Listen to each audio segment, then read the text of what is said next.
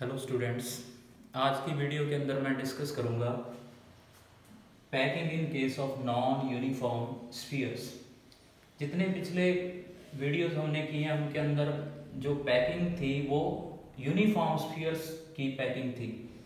अब जैसा कि हमें पता है कि आयनिक कंपाउंड्स के अंदर जो कटायन और अनायन इलेक्ट्रोस्टैटिक फोर्स ऑफ अट्रैक्शन के साथ बाउंड होते हैं, वहां पे कटायन और अनायन का साइज सेम नहीं होता। मोस्टली केसेस के अंदर कटायंस होते हैं जो वो smaller in size than anions. तो जब अपने पास नॉन यूनिफॉर्म स्फीयर्स आएंगे तब वहां पे आयनिक सॉलिड्स के केस में हम एक रूल पढ़ेंगे जिसे बोलते हैं रेडियस रेशियो रूल।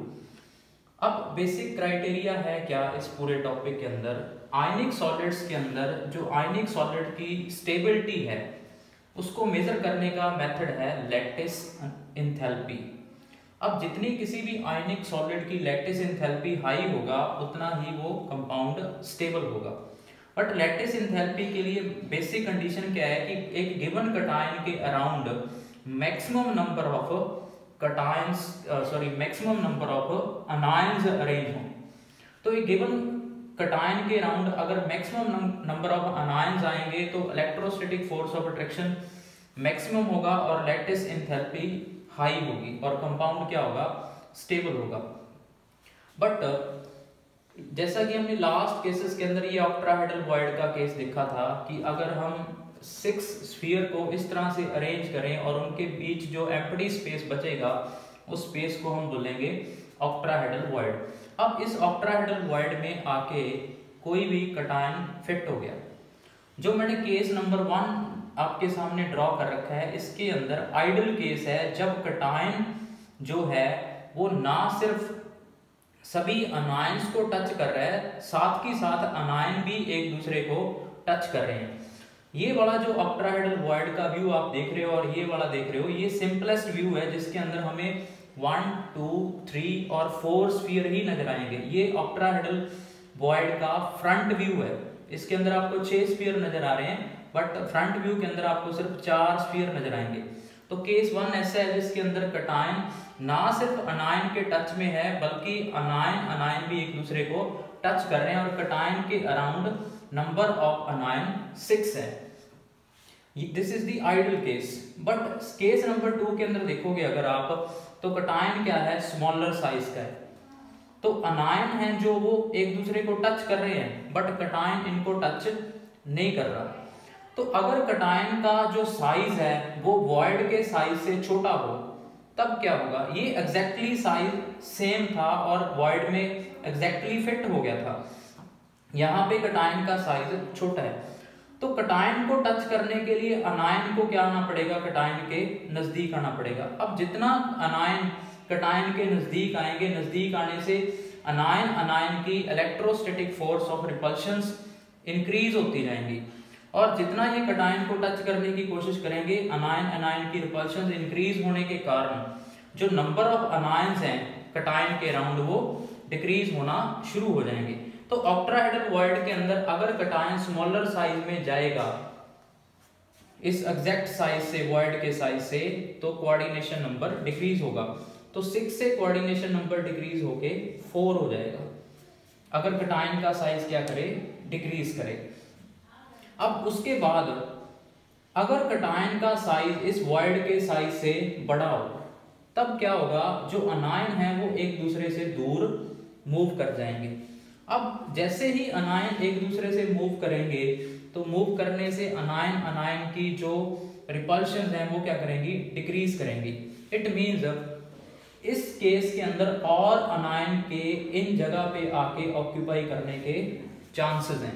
तो अगर कटायन का साइज वॉइड के साइज से बड़ा होता है तो ज्यादा नंबर में अनायंस इसके अराउंड आ सकते हैं तो कोऑर्डिनेशन नंबर क्या होगा, इंक्रीज होगा। तो इस केस में कोऑर्डिनेशन नंबर 6 से इंक्रीज होके 8 हो जाएगा। तो जैसा कि हमें पता है कि ऑक्ट्राहेड्रल वॉइड के केस में कोऑर्डिनेशन नंबर 6 होता है। अगर कटायन का साइज डिक्रीज कर रहा है तो वो 4 पे आ जाएगा और अगर कटायन का साइज इंक्रीज कर रहा है तो वो 8 पे चला जाएगा कोऑर्डिनेशन नंबर। तो इस तरह से कटायन के साइज के डिक्रीज होने से और इंक्रीज होने से कोऑर्डिनेशन नंबर में चेंज आता है, बट ये वाला केस आइडल केस है। ऐसा ही हम रिवर्सिबली स्टडी कर सकते हैं कि अगर अनायन का साइज डिक्रीज या इंक्रीज करे तो क्या इफेक्ट होगा। अब सबसे पहला पॉइंट है जो वो रेडियस रेशियो है क्या। बेसिकली रेडियस रेशियो के अंदर आपने रेडियस ऑफ कटायन को रेडियस ऑफ अनायन से डिवाइड कर देना है, तो जो आपके पास वैल्यू आएगी उसे हम बोलेंगे रेडियस रेशियो।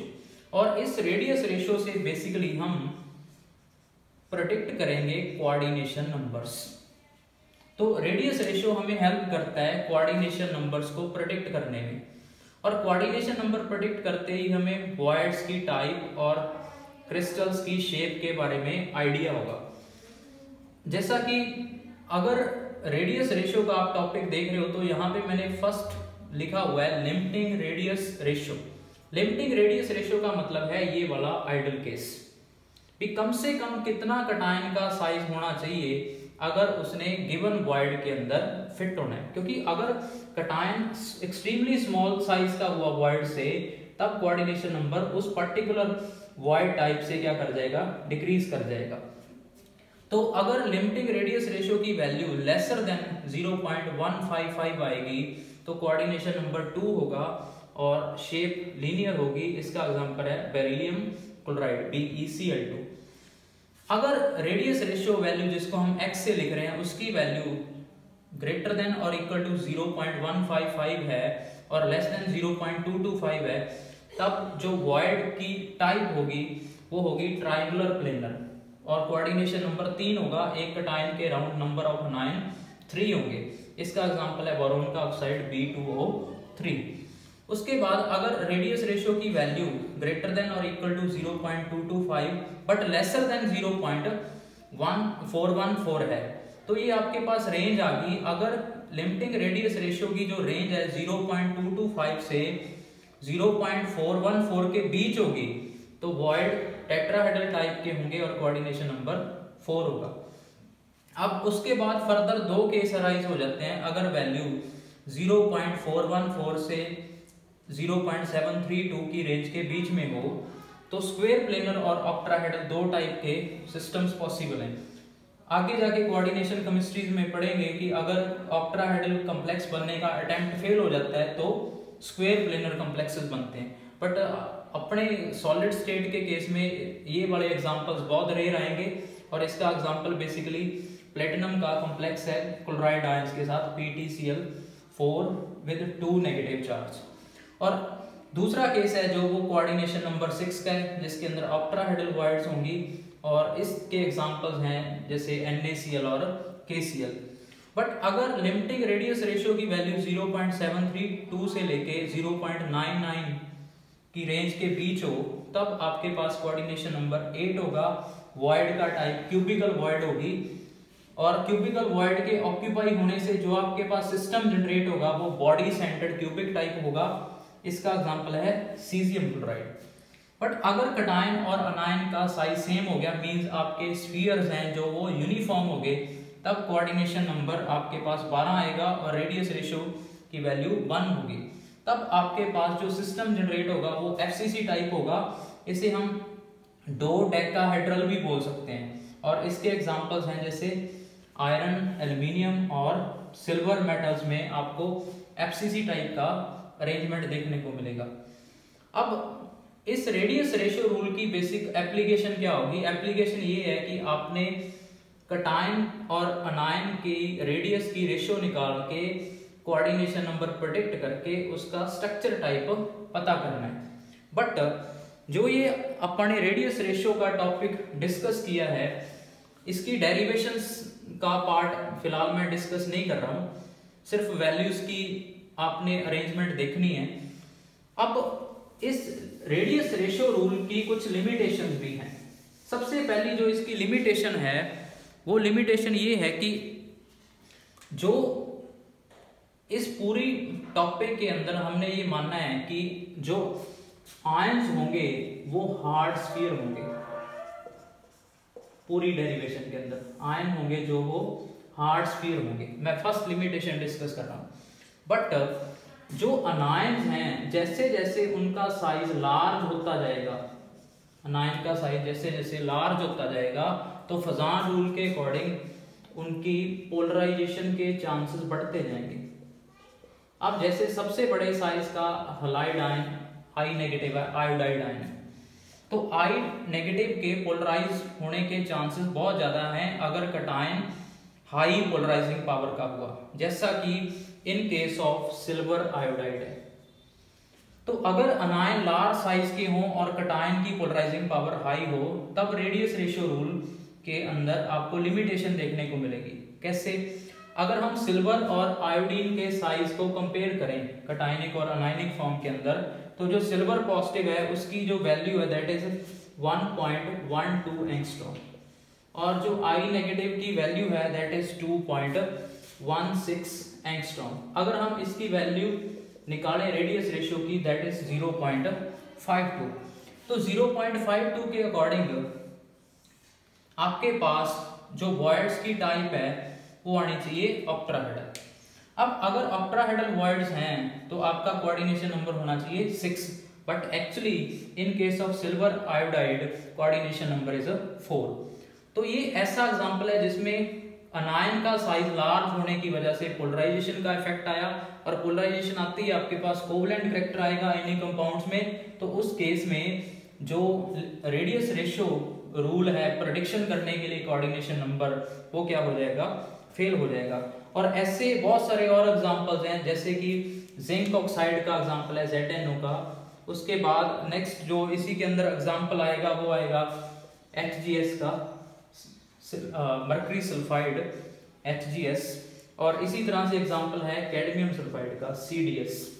तो ऐसे एग्जांपल्स होंगे जिनमें अनायन लार्ज साइज के होने के कारण उनमें पोलराइजेशन होनी स्टार्ट हो जाएगी। अगर कटायन की पोलराइजिंग पावर हाई हुई तो उनमें आयनिक कंपाउंड्स में कोवलेंट करैक्टर आएगा, वहां पे रेडियस रेशियो रूल से हम कोऑर्डिनेशन नंबर प्रेडिक्ट नहीं कर पाएंगे। ये है इसकी पहली लिमिटेशन।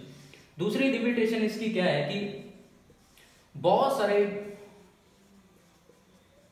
मेटल्स के ऑक्साइड जैसे बेरियम है और स्ट्रोंशियम के ऑक्साइड का अगर हम प्रेडिक्ट करें जो कोऑर्डिनेशन नंबर है वो सीजियम क्लोराइड जैसा आना चाहिए, दैट इज 8 आना चाहिए, बट एक्चुअली ऐसा कोई भी ऑक्साइड नहीं पाया गया जिसके अंदर कोऑर्डिनेशन नंबर 8 हो। तो सेकंड केस जो प्रेडिक्शन हो रही है बेरियम डाइवैलेंट कटायन और ऑक्साइड आयन के रेडियस के बेस पे, तो यहाँ पे कोऑर्डिनेशन नंबर 8 आना चाहिए, बट ऐसा कोई भी ऑक्साइड नहीं पाया गया जिसके अंदर कोऑर्डिनेशन नंबर क्या हो, 8 हो। तीसरा पॉइंट, एक एग्जांपल है थैलियम क्लोराइड का। Thallium chloride, thallium chloride basically दो फॉर्म्स के अंदर एग्जिस्ट करता है। पहले बात तो ये है कि थैलियम के अंदर जो कटायन और अनायन है वो दो फॉर्म्स के अंदर अपना स्ट्रक्चर बनाते हैं, एक है NaCl टाइप स्ट्रक्चर और एक होता है उनका सीजियम क्लोराइड स्ट्रक्चर। अब रेडियस रेशियो तो अगर आप दोनों फॉर्म्स में कैलकुलेट करोगे, क्योंकि कटायन और अनायन सेम है तो वो सेम टाइप का आएगा, बट स्ट्रक्चर दो डिफरेंट टाइप के मिल रहे हैं। एक के अंदर कोऑर्डिनेशन नंबर 6 है और दूसरे के अंदर कोऑर्डिनेशन नंबर 8 है। तो कई कंपाउंड्स के अंदर ये देखने को मिलेगा कि उनकी डिफरेंट टाइप की फॉर्म्स एग्जिस्ट करेंगी और उन फॉर्म्स के अंदर कोऑर्डिनेशन नंबर क्या होगा, डिफरेंट होगा। तो ऐसा हम रेडियस रेशियो रूल के बेस पे एक्सप्लेन नहीं कर पाएंगे। इसके ये मैंने 3 बेसिक लिमिटेशन डिस्कस किए हैं। पहला केस, अगर अनायन लार्ज साइज के हैं तो पोलराइजेशन के चांसेस होने की वजह से कोवलेंट करैक्टर आएगा, वहां पे रेडियस रेशियो रूल से हम कोऑर्डिनेशन नंबर प्रेडिक्ट नहीं कर पाएंगे। दूसरा, डाइवैलेंट आयन लाइक बेरियम और स्ट्रोंशियम के केस में हम जो कोऑर्डिनेशन नंबर प्रेडिक्ट करते हैं ऐसा एग्जिस्ट नहीं करता। तीसरा, कई कंपाउंड ऐसे हैं जिनके अंदर जो उनकी एग्जिस्टेंस की फॉर्म्स हैं वो डिफरेंट है और उन डिफरेंट फॉर्म में उनका कोऑर्डिनेशन नंबर भी डिफरेंट है। तो ये थी इसकी लिमिटेशन। अब हमने जब इस रूल को अप्लाई करना है तो उसके टाइम आपको क्वेश्चन कैसा पूछा जा सकता है, उसके अंदर जो क्वेश्चन की टाइप होगी वो ऐसी टाइप होगी जैसे कि सोडियम और क्लोरीन का केस दिया हुआ है, NaCl का केस। तो सोडियम की जो रेडियस है दैट इज 95 एंगस्ट्रॉम और क्लोरीन की जो रेडियस है दैट इज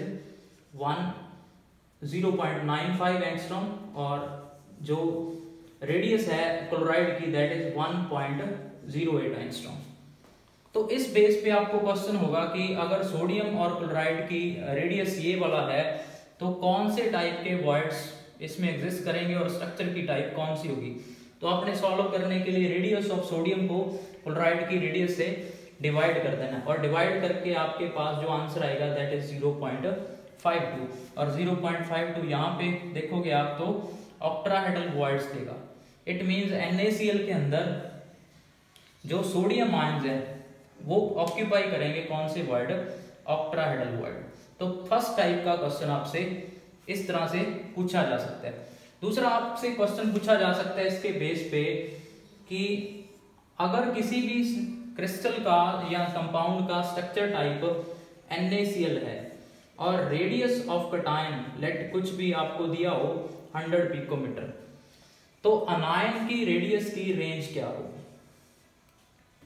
अगर आपका कटायन 100 पिकोमीटर है तो उस 100 पिकोमीटर के कटायन को वॉइड में फिट होने के लिए अनायन किस साइज की रेंज का हो। या इसके अपोजिट आपको क्वेश्चन पूछा जा सकता है कि अगर अनायन का साइज आपको गिवन हो और कटायन किस रेंज का उसमें फिट हो सकता है। तो दोनों केसेस के अंदर आपने सिंपली करना क्या है कि radius of cation divide by radius of अनायन, जो आपको स्ट्रक्चर टाइप दी गई है, जैसा कि हमें NaCl का पता है कि उसके अंदर ऑक्ट्राहेड्रल टाइप का स्ट्रक्चर है, तो आपने उस रेंज को इक्वेट कर लेना है उसके साथ। तो यहाँ पे radius of cation divide by radius of अनायन that will be 0.4142 0.732। तो जो भी आपको क्वेश्चन के अंदर कटायन और अनायन की वैल्यूज गिवन है, दोनों में से एक की वैल्यू गिवन होगी और दूसरे के लिए अपने रेंज प्रेडिक्ट करनी है।